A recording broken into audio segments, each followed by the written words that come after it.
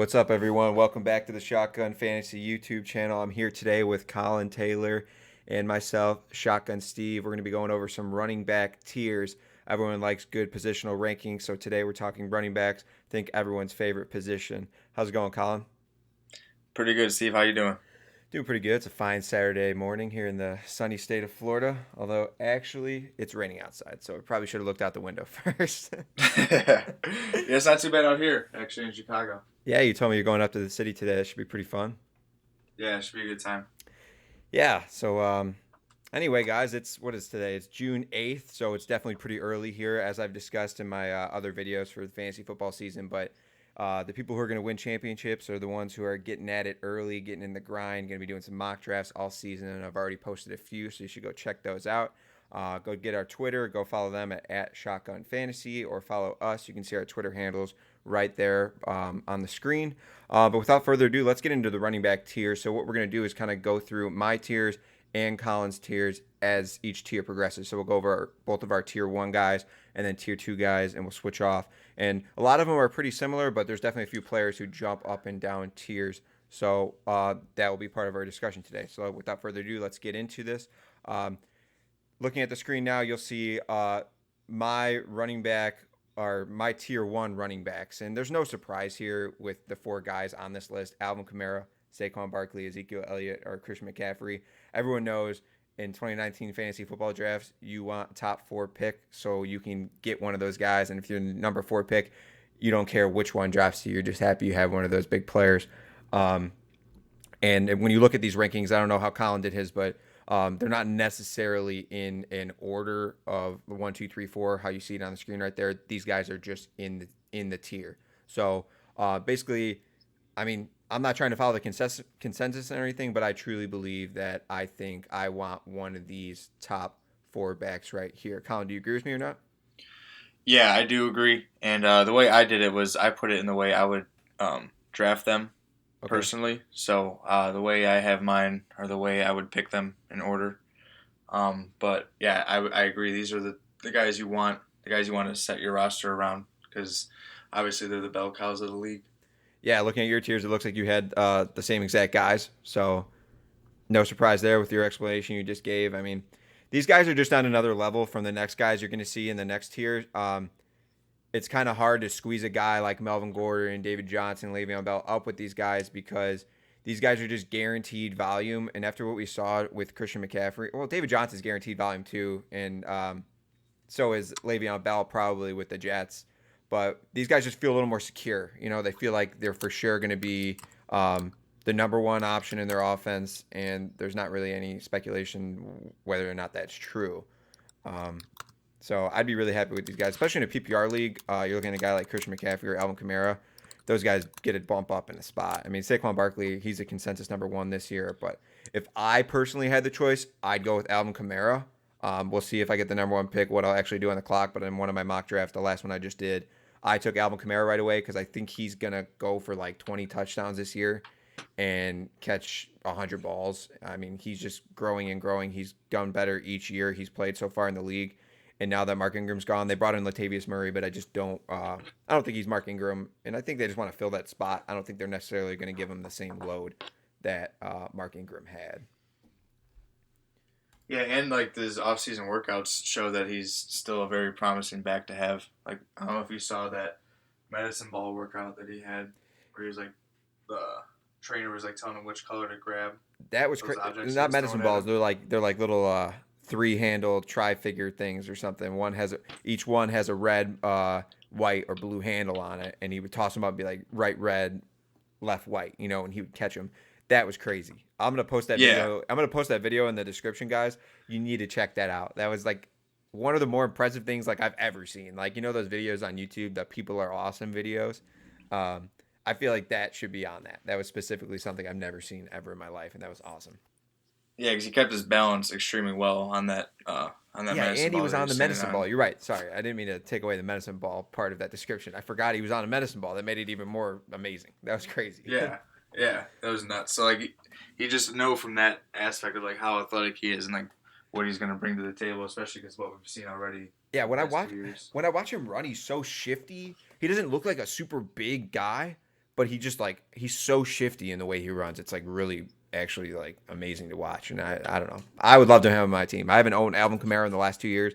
I'd love to own him this year. I actually, like I said, I'd rather own him than Saquon just because I know the New Orleans offense is going to be booming like always with Michael Thomas and Drew Brees and a couple other guys on that team. And the Giants, just any team led by Eli, that flattened team. I don't know. It just sucks. I mean, I know he's so good. He's going to be, but he's going to face so many stacked boxes. I don't think he's not going to return top 5 value in running backs, but I mean, I would take him. I'll probably diversify. If I get the number 1 pick in multiple drafts, I'll probably take him in one and Kamara in the other. But can't go wrong with getting just to have the difference. McCaffrey. Yeah, exactly. Yeah. All right, so let's go ahead and look at tier 2. This is my tier 2. I got David Johnson and Melvin Gordon in their own tier. Personally, David Johnson's moving up in my book as far as closer to that tier 1. The only thing that puts him at the tier 2 is the fact that he's on the Cardinals. I like that they got Kyler Murray. I think that's their offense with Cliff Kingsbury, that's his name, right?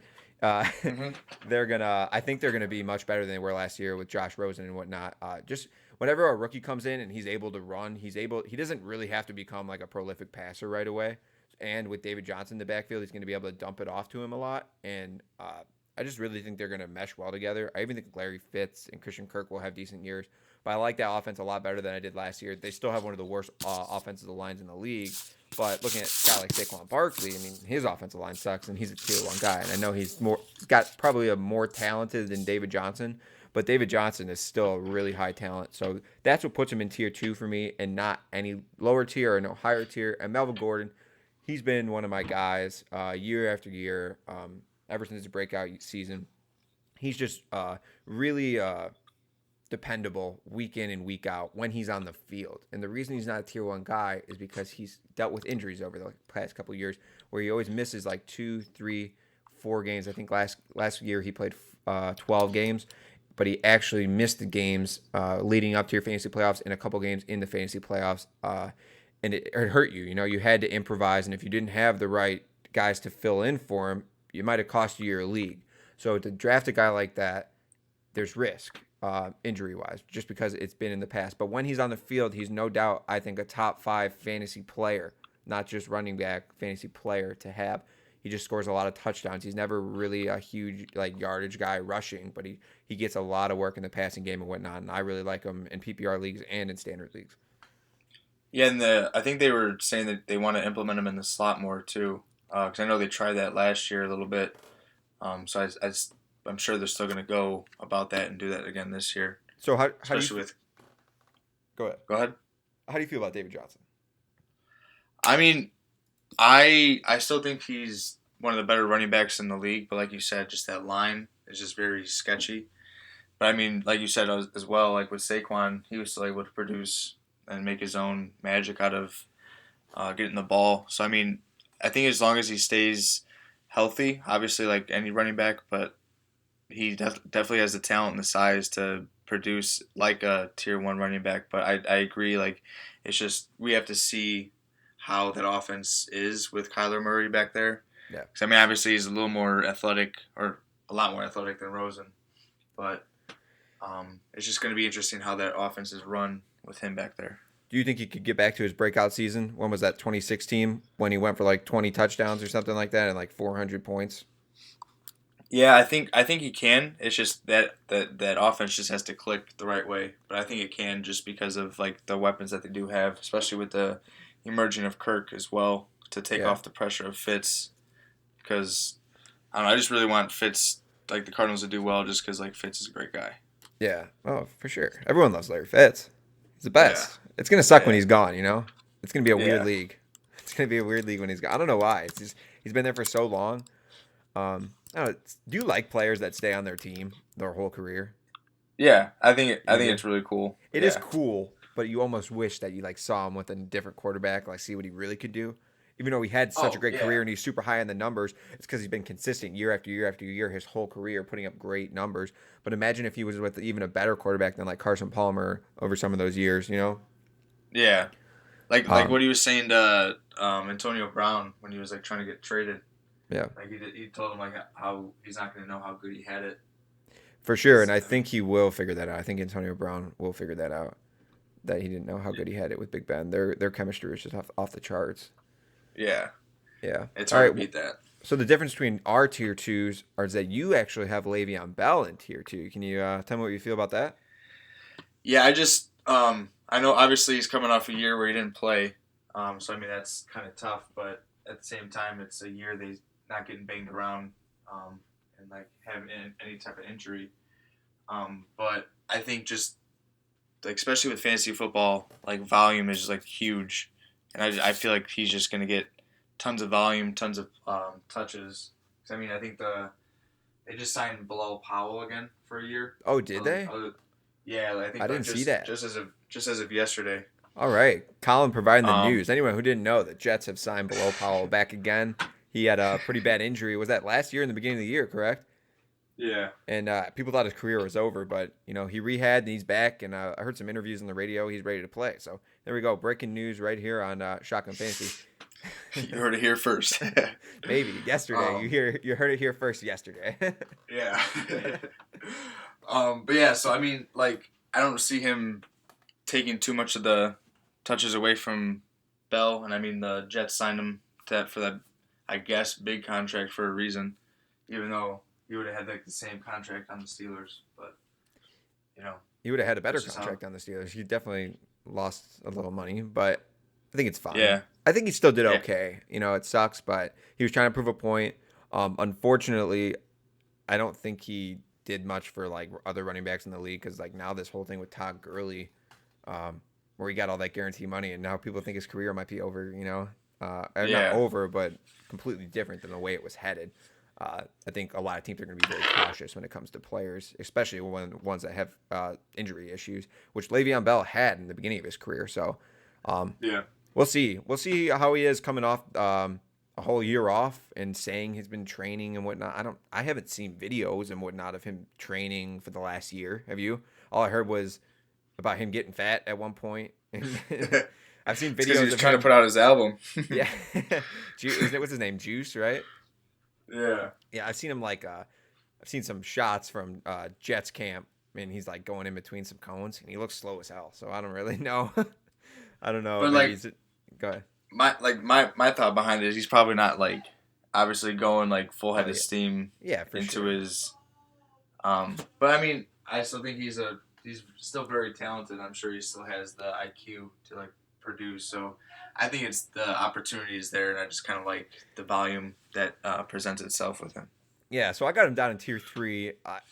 The reason he's down there and not in tier two is kind of what we talked about with Antonio Brown. Is he's just not going to know how good he had it with Big Ben and with Antonio Brown. Just being able to like spread the field wide open. When Antonio Brown's a threat out there, everything spreads out. They have to cover him. They have to provide double coverage on him. And Le'Veon Bell is such a prolific running back out of the backfield. There might be a lot less space for him to do that in New York. And just the whole question of him not playing last year, like I talked, and coming into a brand new team, an Adam Gase offense, which doesn't like to use the running back a lot. And obviously, there's all that news out there about Adam Gase not liking or not wanting. If he wouldn't have wanted to sign Le'Veon Bell to that contract, he doesn't like big contract players and whatnot. He doesn't think you need that. Yeah, Which I think is kind of stupid because he had he had Kenyon Drake and whatnot. He didn't use him. He wasn't making a lot of money. So yeah, I don't really know what he's saying when he does that. Either way, I mean, I don't really like an Adam Gase offense. So that's just something that moves him down. But I do agree with you. They're paying him all this money. He's going to be on the field a lot. He's going to get a lot of carries and a lot of volume. There's just those question marks that move him down in just tier 3. And I put him, as you can see right here on the screen, James Conner and Joe Mixon in this same tier. Now in fantasy drafts, I might take James Conner or Joe Mixon above Le'Veon Bell, just because there's just so much question about Le'Veon Bell going on in my head, and I really like Joe Mixon. I thought last year was going to be his breakout year. He had a little injury bug that he had to deal with in his knee, but I do think with the new offensive coordinator in Cincinnati that Joe Mixon will continue to be that featured back. I think they're slowly bringing Giovanni Bernard out of it, and Joe Mixon can be that true feature back, 3-down back. I really like Joe Mixon a lot. I really like him. I think he's so young. I think he's only like 22 still. yeah. He is definitely younger. Yeah, so he's like a really good guy to own in Dynasty. We don't talk Dynasty here on Shotgun, but I, I just think he's a really good player to own. I've got him in the same tier here with James Conner, who also has some question marks. Not question marks on his ability. He was injured at the end of the year last year, but I don't think anyone's concerned that that's going to have any toll on anything this year. But just the fact that they drafted another running back. They got, what is his name, Benny Snell. People like him. People think he can threaten for the work. And Jalen Samuels did really good filling in for James Conner when James Conner was injured. So um, that's a question, I guess. And I think Jalen Samuels is a better pass catcher than James Conner.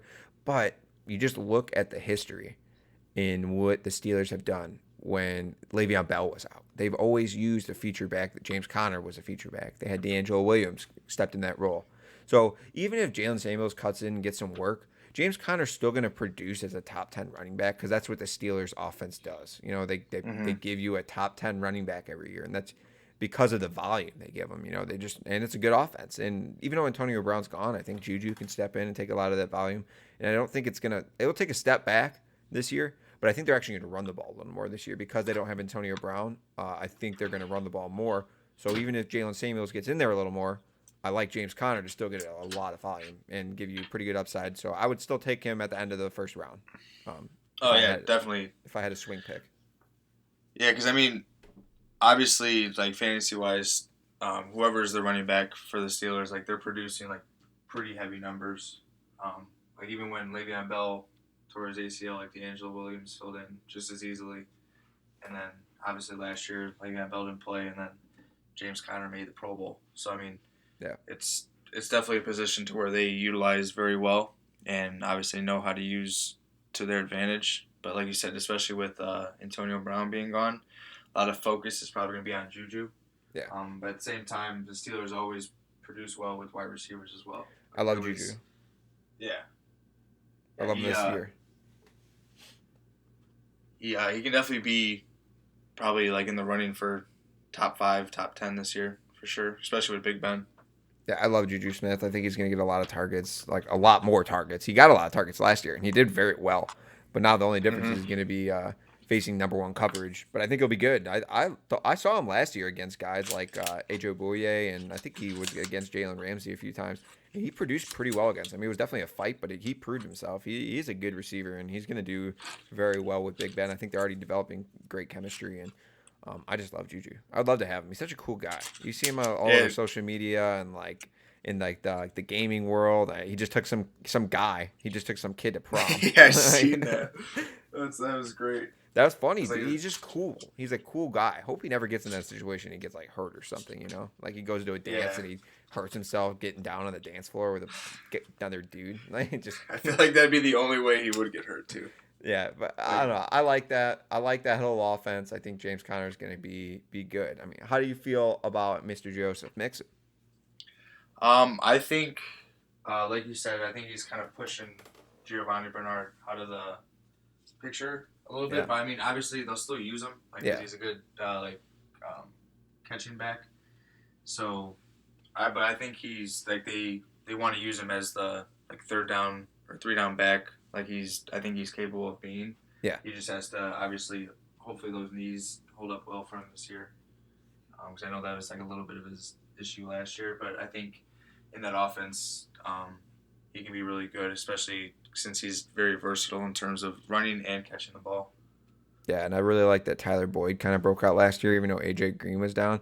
It just kind of like if those two guys are healthy, I think it opens stuff up for Joe Mixon a little more. And hopefully, like I said, the new offensive coordinator can get things going up there, and they can use Joe Mixon the way you should. Obviously, they're going to sprinkle in some Giovanni Bernard because you can't have any player on the field that much. You're just asking for injury concerns. But I like Joe Mixon a lot. I would love to have him. I don't think I'd take him in the first round. It depends. If everyone's taking running backs, I got to take a running back. Then I might take him in the first round just so if I'm at like the turn, like if it's a 12-man league and I'm at like the 11th or 10th pick, and everyone took a running back. I know I'm going to get a pretty good wide receiver or something after the turn. I'm not going to take him. I might suffer getting a Julio Jones or a Devontae Adams if everyone went running back, but I could go Joe Mixon and then on the swing maybe get Michael Thomas, and I'd be very happy with that because at least I get my number one back instead of having to settle for a guy in the next tier, as you see on the screen, maybe getting like a Nick Chubb or Dalvin Cook. I feel a lot better with Joe Mixon than those guys. So looking at my tier 4 guys, Dalvin Cook, Damian Williams, and Nick Chubb. Just running down the line here, Dalvin Cook, I really like him. A full year removed, not just a full year, but like a full season of him playing removed from that ACL injury in 2017, his rookie campaign. I don't like players 1 year off of an ACL. I think they're always struggling to get back, and you can tell that, being off the field for so long definitely had him injured. His hamstrings were all screwed up all year. And not to the end of the year did he really start producing. And that's the reason I actually have him pretty high up, though, is I think he's going to be very good this year and have a real breakout season. This guy's got top 5 potential because of the volume the Vikings are going to give him. And people think that, because they drafted Alexander Madison, that, out of he's out of Boise, I think, or Idaho or whatever. Boise. And yeah, they think that he's going to maybe come in and take the role or something. And I think he's just there because they got rid of Latavius Murray. And they need someone else to back up if Dalvin Cook is still injured and banged up every once in a while, which I think there's a reason he's not in tier 3 is because of those injury concerns too. It's been 2 seasons and he's been injured in both of those and missed plenty of games. So that's always a concern when it comes to drafting Dalvin Cook. But I think if he can stay healthy all year, the Vikings will use him, and he's a very good pass catcher. And I think he could get a lot of volume, and he could probably finish as a top 5 back. It wouldn't surprise me. Would it surprise you? No, because like you said, he's got the ability to do it, or the capability, and with that offense, especially with how they can spread the ball because of Thielen and Diggs, like the run game is going to be open. And like we saw that when he had like a 78-yard run or 80-yard run last year. Yep. And it looked like super explosive. So that looked really good. So, and they, like you said, they did get rid of Latavius Murray. Le'Veon Murray. Sorry. Latavius Murray. And them drafting someone, I don't think is a huge threat because it's just, I feel like it's just a security blanket to always have a running back just because of how easily running backs can get knocked out of a game. So you just want to have that ability to put someone else in that's going to produce as well. Yeah, I don't think it's really to take over the role or anything or buy it or get into the touches. So I think it's going to be hopefully a breakout year for Dalvin Cook, and hopefully he can stay healthy for a whole year. Yeah. So a couple of other guys on these lists, Damian Williams and Nick Chubb. Damian Williams, the news just came out a couple days ago that he is going to be the lead back on the Chiefs offense. And I think a lot of people were already expecting that he was going to be the lead back, but there was just that question, Carlos Hyde's coming in. They got Darwin Thompson out of the draft. What exactly will his role be? I mean, the way he finished the year was as a top 5 running back. He was very good in the playoffs. But is he a workload back all season long? Before he was on the Chiefs, he was kind of just a third down back, a pass catching back. But now that he has been deemed the starter and the workhorse, he's perfect for the Chiefs offense because we know that he can run the ball on the ground, and we know that he's a really good pass catcher. And what works well in the Chiefs offense is a 3-down back who can do it all. We all think of Jamal Charles. We think of Kareem Hunt just last year and the season before. He could do it all. So I think Damian Williams can do that. I don't think he's as talented as Kareem Hunt or obviously Jamal Charles, but I think he can still produce. And a Chiefs running back, Andy Reid, usually and almost always produces a top 10 running back, similar to the Steelers vibe down there. I really like Damian Williams this year. So I'll take him in the draft, and he's more of a second-round pick for me. He's moved up a lot. I've done quite a few mock drafts. I don't think you have, but I've kind of seen the ADP trends change a lot, and he was going kind of towards the end of the 3rd round, and now he's moving up into actually the mid-2nd round, and I've seen him go even earlier than that. So he's moving up. Now that people heard that news, they're like, for sure, I want that Chiefs running back. Yeah, and he showed out once Kareem Hunt was suspended. I mean, he stepped in and really proved that he should have been at least getting more touches throughout the season, or that he proved to be the guy once Hunt was gone, which obviously now he is. But what do you think with the news about Tyreek Hill, the investigation coming off? Do you think that's gonna hurt his ADP? Because I know obviously it probably hurt or helped him not knowing if Tyreek Hill was going to be able to play or not. But it seems like he's not going to get in trouble or suspended. So I'm not sure if that's going to like hurt his draft position. Personally, for me, it doesn't change it at all. I wasn't even thinking about Tyreek Hill when I ranked him before or when I ranked him after. Obviously, yeah, if Tyreek Hill's not there, they're gonna have to maybe lean on the run a little bit more, as other guys get acquainted to the offense. But I don't think that's really a factor. I think it actually kind of helps him. I mean, it's just another threat down the field that opens up space for him. So I don't think it's much of a change at all. So I mean, I that is pretty crazy. The Tyreek Hill news coming out that they're doing no investigation. To me, I thought it was a slam dunk case, and I thought he was going to miss some games. I mean, what happened to Ezekiel Elliott a few years ago when he didn't get charged by the by police for what was it, domestic assault or whatever? He didn't get Yeah, he didn't get anything charged to him, but then he still got a suspension, 6 games from Goodell, and we all remember the law or the court case and whatnot all year long that he was dealing with. And then Tyreek Hill might get nothing. That just sounds kind of weird to me. It seems like the NFL usually cracks down whether they have evidence or not. So yeah, it's kind of weird. But whatever. Like I said, I'd rather see him get a suspension because it seemed pretty clear to me that something happened and it was probably his fault. And then like his lawyer came out with something where it made it seem like his girlfriend did it, but I thought it was all just some lawyer, strategy going on there. But that was kind of weird. manipulation. Yeah, I don't know. And then just real quick on the last guy in this, like Nick Chubb. He had some really big games last year where he proved to be. He looked like a top 10, even a top 5 guy at times. And with Odell Beckham coming in and whatnot, and some of those other guys developing with Baker Mayfield getting a lot of praise this year. Nick Chubb will probably have a really good season. There's a reason he's not up just a little further, maybe in tier 3 with those other guys, is the fact that Kareem Hunt is now on the team. And he'll be back. I think he'll miss 8 weeks. And he'll be back. Does he have 8 game suspension? Or is it 6? I want to say 6. And then they probably have the bye week in there somewhere. So he'll be back week 8. Yeah, So we don't know exactly what they're going to do. Personally, I think Nick Chubb, if he balls out in the first 6 games, that he'll continue to be the number 1 running back, whether Kareem Hunt's there or not. What better third down running back do you want than Kareem Hunt, though? Nick Chubb can actually catch the ball, though, so it's going to get kind of weird. But I think that both these running backs can probably produce pretty well. If you're going to draft Nick Chubb, you probably want to draft Kareem Hunt, but you're probably going to lose a draft pick in the middle of the, 7th round or something, or you might get jumped and someone might take him, and you risk that Kareem Hunt comes back and the Browns like him more than Nick Chubb, and Nick Chubb kind of gets put on the back burner. So it's a risk to take him because of that. Other than that, I really like the talent. I think he's pretty good. yeah.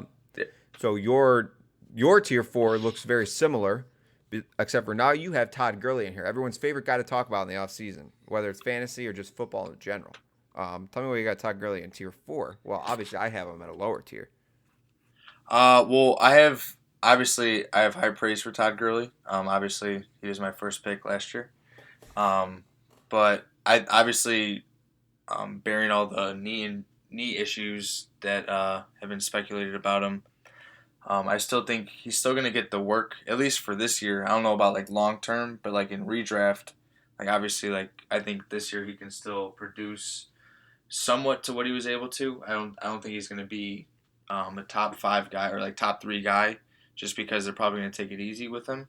But I still feel like the value at probably what people are taking him right now is just like too much to pass up because that offense is just so explosive because he doesn't even need the crazy amount of like touches because he can just he's a touchdown producing back. Obviously, like there would be times last year they would like wouldn't use him like 4 or 5 plays in a row and then they would just bring him in just to score the touchdown. Yeah. Yeah, no doubt this guy has been one of the best fantasy players ever in the last couple of years. Some of these runs he's put up, just amazing point streaks. It's just crazy.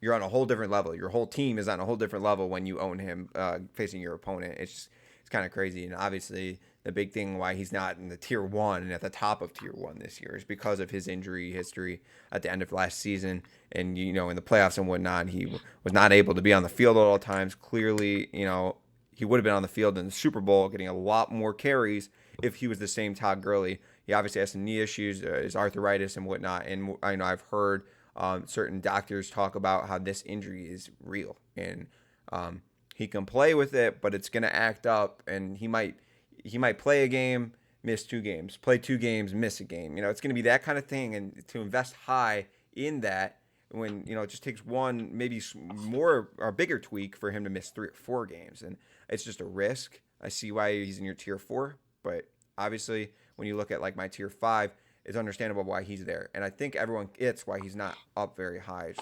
It's becoming a real risk to take Todd Gurley in the first or second round. And I never thought we'd say that. I really didn't. Even after his start last season, I mean, he went the whole season just booming, almost being that same guy he was in 2017. So it's sad to watch him move down this. Everyone loves a really, really good fantasy running back, and that's what Todd Gurley has been over the few years. So you decide whether or not you want to invest in him. I probably won't be investing in him at all, unless I'm trying to think of a scenario where I would take him. Probably in the third round, which is crazy. He probably won't get there for me, depending on what draft I am. But if he's there, I'll take the risk. But I just don't want to pass on 2 guys that are for sure gonna produce for me in rounds 1 and 2. That's where I don't want to lose my league in round 1 and 2. So to draft a guy like Todd Gurley instead of like Joe Mixon or Dalvin Cook, who I think I trust a little bit more, even though they both have injury issues as well. It's just not as glaring as Todd Gurley's injury situation. So looking at my tier 5, I've got Marlon Mack, Todd Gurley, like we just talked about, Leonard Fournette, Aaron Jones, and Kerryon Johnson, and Derrick Henry. Now I'm just going to hit on a few of these guys on why I like them this year and why I think they're in a different tier than maybe tier 4, and then obviously I'll explain why they're not in the next tier down.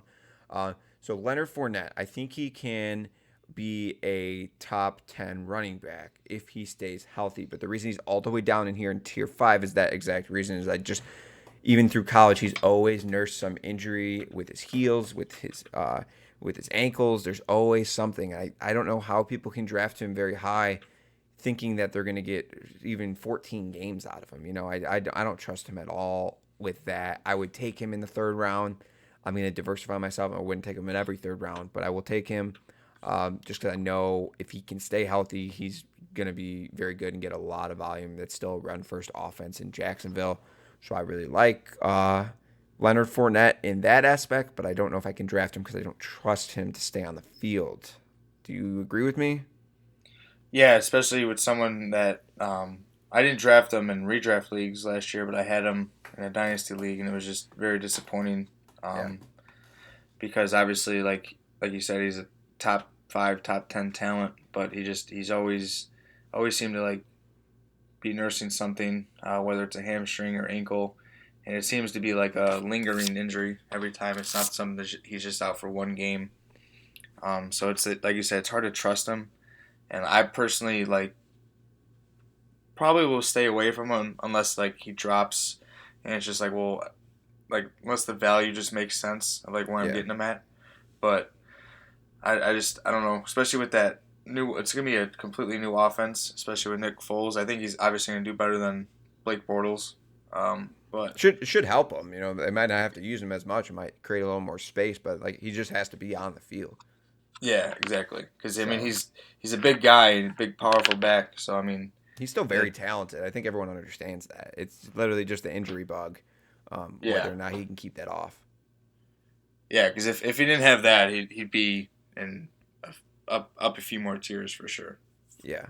So another guy I like on this list, and I'm going to talk about because I'm a Packers fan, is Aaron Jones. They just need to give him the ball. Stop giving it to other people. Jamal Williams, I love you, but just back off a little bit. Let Aaron Jones get the ball. Let him be that workhorse. We'll bring you in when he's tired.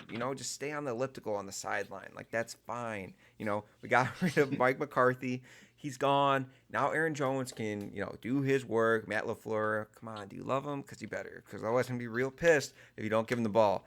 Obviously, I feel a little more passionate right now than all these other players. Like I said, I'm a cheesehead. So, want Aaron Jones. Man, he's averaging 5.9 yards a carry. I don't know what you don't like about that. He put on all this muscle, got rid of all this fat. He's give me the damn ball. So, give him the ball. That's all I got to say. No Stats Nation. Give him the ball. Give him the ball. All right.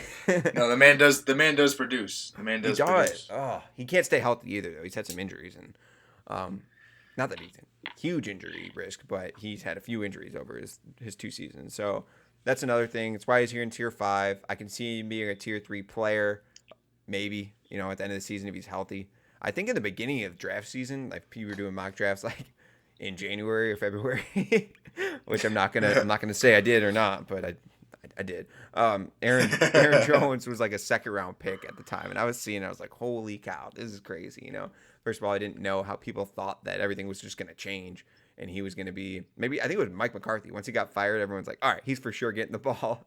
Yeah. It's not that obvious though. I mean, it's still got these other running backs there trying to, eat into his workload. And Jamal Williams has filled in decently when Aaron Jones is gone. And I wish he did. I wish he sucked. When Aaron Jones is down, I wish Jamal Williams was bad. Because then it would just be clear, oh, Aaron Jones is healthy. He's their starter. Worked out. Yeah, workhorse. and he's just out here earning touches and shit. Yeah. Oh, God. Another guy I'm going to talk about on this list, Kerryon Johnson. I really think he can be, if he stays. All these guys we're talking about are injury prone, but I mean, obviously, all really good running backs are probably going to get injured at one point just because they have such a high workload. But I think this year he could break out and be a top 10 running back. We saw flashes of it last year. He was the first Lions 100-yard rusher in like 9 years since like Reggie Bush was playing. So I see a few more of those games this year for sure, and I like Kerryon Johnson. So that's an upside pick. I like him in tier 5 here with these other guys. I'd be happy to get Kerryon Johnson as my RB2 if I decided to go with make a running back and a couple wide receivers in the first 3 rounds. So Kerryon Johnson in round 4 sounds like a slam dunk. Yeah, I agree. I had him last year, and he definitely did produce well because he had a fill in for Jordan Howard, who obviously didn't get very many touches, and like you said, they never really had like a running back in Detroit, and he seems to be that void that they've been missing, and I think he can really help them, especially help Stafford spread the field a little bit better. Yeah, I like Kerryon. I like the upside. Derrick Henry, we can flash on him real quick. I don't really like Titans players, even though at the end of the year he just went on this crazy streak where he went like 200 yards, like 3 games in a row with like 6 touchdowns. It was just crazy. But we can't say we haven't seen it before. In the end of 2017, he did a very similar thing in the playoffs, in the game before the playoffs.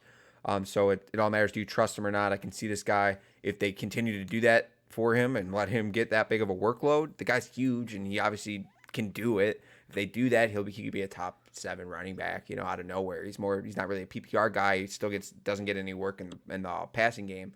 But if he just gets the volume on the ground, I think he can definitely produce. So it's all about where you get him in the draft. I'll own quite a few of Derrick Henry shares this year in a couple different leagues. So I like him. Definitely some Derrick Henry. But like I said, I try to stay away from Titans. I don't really like the Titans. I don't like the Dolphins. I don't like the Ravens. I barely like the Jets. I just try to stay away from those offenses that are just kind of flat. Very hot and cold. I feel like at times, not very little consistency. Yeah, I mean, I wrote an article about this. Go over to climbthepocket.com and check it out. I ranked all 32 offenses for fantasy. Just kind of threw it together. And they are pretty far down. You don't want to own any Titans. You don't want to own Corey Davis. You don't want to own Marcus Mariota. You barely want to own Delaney Walker. Who do you want to own? You want to own Derrick Henry? You think all these other guys around him are going to suck and he's going to do fine? He's not Saquon Barkley. Saquon Barkley can do that, but even they have better weapons. Eli Manning's, not that great, but comparing him to Marcus Mariota, who he has been the last few years, not a big difference. And they have Golden Tate and Sterling Shepard, so they have better receiving core. But the Titans do have Ingram. Titans have a good offensive line though, so that's the difference. And Derrick Henry can run behind that line, so I could see why you might draft him this year, which I will. Like I said, a guy you had in tier 5, who I have in tier 6, is Devonta Freeman. I have him back in tier 6 because even though I like the Falcons offense a lot with Julio Jones, Matt Ryan, Calvin Ridley, all these guys, and Tevin Coleman's gone. He's another guy that I just don't really trust with the injuries. He's a small guy. He gets these concussions. He stays out for game after game after game. He's in. And the biggest reason for me this year not to draft Devonta Freeman is the fact that Dirk Cutter is the new offensive coordinator, and we know what he did in Tampa is make every running back that ever walked through that door completely irrelevant. And I'm scared that could happen for Freeman. Um, and I'm not willing to take the risk this year. I will probably own one Devonta Freeman this year if I play in 10 leagues. And I don't play in 10 leagues. So I'm probably not owning Devonta Freeman. Yeah, I like him just because of the fact that Coleman is gone. I mean, obviously, it's not going to automatically mean that he's going to get all this volume and produce, but just think the opportunity is going to be there, Mm-hmm. especially if he can stay healthy and not get knocked around in the head too much. I think in the pass game too, he's a good threat because he's like super quick and shifty, and he can spread the field, especially with that wide receiving core. I just think like it's more of I like the opportunity more than what I think is actually going to happen. Yeah. Because who really knows? Because like that's a very pass happy offense. So I just like it because of the opportunity that shows with Coleman being gone. Yeah, no, I definitely agree. Coleman being gone, he's going to get the volume and whatnot. We're never going to see the Devonta Freeman where him and Coleman were producing at such a high level when Adam Shanahan was there. Yeah. Kyle Shanahan. Whenever Kyle Shanahan was there, it was just Adam Shanahan sounds like a name, right? Yeah, that's definitely a coordinator in the league somewhere. Somewhere. Anyway, I probably won't draft Devonta Freeman, but I don't blame you if you draft him as a top 20 running back. I mean, if you want to, go ahead. Another guy on this list I'll talk about real quick is Josh Jacobs, rookie out of Alabama. He's with Oakland now, and he seems to be the lead back. And they took him in the end of the first round. Obviously, I think to be that workhorse running back, the only issue I have here is Josh Jacob has not proved at all in the combine or in college anything. I don't know. I don't know. I guess they're going off of pure guts here. Like they think he's going to be really good in the NFL, which you know more power to them. They're NFL scouts. They can tell. I'm not a huge college football guy. I've seen some highlights, but it doesn't look like anything too crazy. But we all know that in fantasy football and in the NFL, like numbers come from volume, and if he's going to get the volume, he's got as good as chances. A lot of people to produce high fantasy numbers. He's on the Raiders. I'd rather not own the Raiders, but I might own some Josh Jacobs in some leagues with some players who I play with who aren't very they're not really good at recognizing like new talent, rookies and whatnot. I'm kind of a little more in tune than some players in some leagues, so I might be able to get him at a good value. But if he's going anywhere, where he's going now in the third round and stuff, I'll probably just stay away from Josh Jacobs. Let someone else have him. I think there's other rookie running backs you can get later that would probably could produce as much, if not better. Yeah, I think he could do well, but like I haven't really seen a crazy amount of tape on him either. So Yeah. like, it's kind of hard to say like what's he like what he's gonna do, especially with that Raiders offense. Like that's also a question mark.